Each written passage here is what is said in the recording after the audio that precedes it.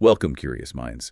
Today we're embarking on quite an interesting deep dive. It's about this quest, really, to find the greatest album of all time. Right, but not like some huge global poll. No, exactly. Imagine like a World Cup of music, but it's all happening within one person's own pretty extensive music collection. And that's the core of this blog series by Greenstrokes called Album Quest. It's fascinating. It really is. What's so captivating, I think, is how this one person's, really passionate listening journey ends up revealing some surprising things about how we even evaluate music. Yeah. We're focusing today on episode 12 of the series. It's called Turn Up the Radio.Musicola.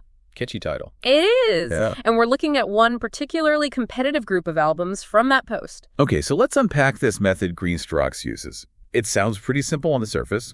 Takes 4 albums, listens to them back to back, apparently multiple times. Which is key. Right.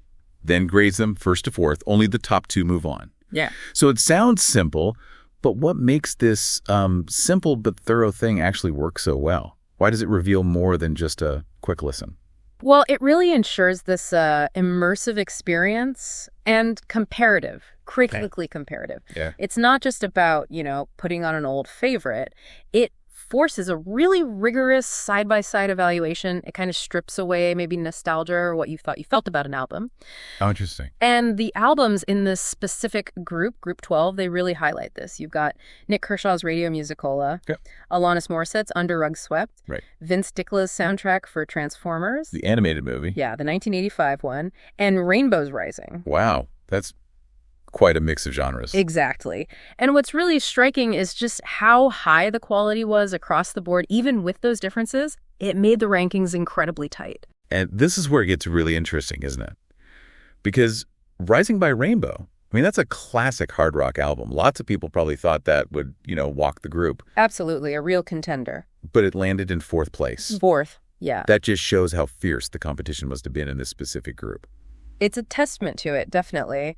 And maybe a reminder that, legendary status isn't everything in this kind of direct face-off. So who did come out on top? Well, Nick Kershaw's Radio Musicola took first. It was described as quality all the way through. Okay. Really highlighted the vivid lyrical content on tracks like James Cagney and What the Papers Say. Right, I remember those. And also just called a great pop record, particularly mentioning the song Nobody Knows. So a pop record takes the win. But Alanis Morissette's Under Rug Swept was right behind it in second. Very close second, yeah. Now, those are 2 quite different styles.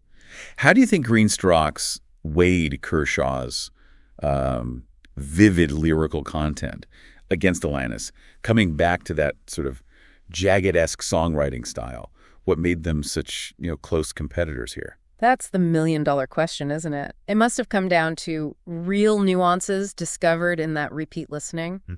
Under Rug Swept was seen as this powerful return to her signature style. It had impressive material like Precious Illusions. Yeah, great track. And that really stunning piano ballad, You Owe Me Nothing in Return. Oh, yeah, powerful stuff. So you have Kershaw with this really well-crafted, intricate pop, and then Morissette delivering that raw, powerful, very personal introspection. 2 different kinds of excellence. Exactly. They excel in different ways, which must have made ranking them 1 and 2 incredibly difficult. And then just sneaking ahead of Rainbow for 3rd place. Vince Dickla's Transformers soundtrack. An instrumental synth rock soundtrack from 85. That feels like a total wild card in this mix. It really is. It's described as an awesome synth rock instrumental soundtrack, and clearly it made a big impression, enough to edge out a classic like Rising. Wow. This whole group, it's just a masterclass in subjective evaluation, isn't it? It really seems like it. You've got critically acclaimed rock, a really well-regarded pop album, a returning superstar, and this cult favorite soundtrack all fighting it out. Yeah. What it really highlights, I think, is that a deep dive like the one Greenstrokes is doing. It's not just fun, it's actually a pretty rigorous way to test things. It challenges maybe your cherished assumptions about music. Right, preconceived notions get tested. Totally. You see how different criteria, like lyrical depth versus instrumental power, or maybe pop appeal versus that cult status, how they actually stack up when you force them into direct competition like this? So thinking about this for you, our listener, what's the real takeaway here? It seems like Greenstrokes' method isn't just about picking a best album, is it?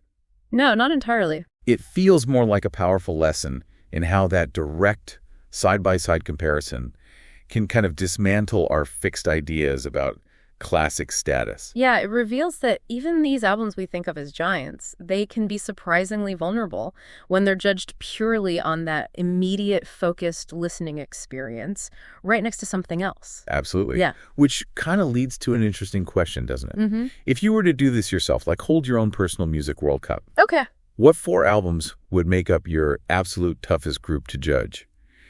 And what, hidden gems or maybe surprising results might pop out if you really listen that deeply? That's a great thought experiment. What battles would emerge in your own collection? Definitely something to chew on. Keep those thoughts churning, and please join us next time for another deep dive into the fascinating sources you bring us.